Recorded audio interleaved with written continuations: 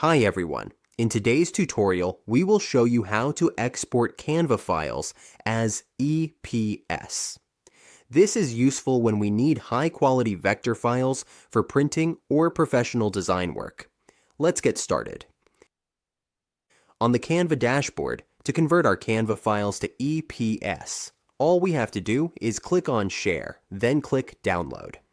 In the File Type section, we just need to choose PDF Standard. Once we have chosen the file type, we can go ahead and download. When the download is complete, we will open a new tab and use a PDF to EPS converter. We will choose this PDF EPS converter as an example. Now we just need to upload our file and select the PDF file. As we can see, it is now uploading. Next, we just need to download the file as EPS.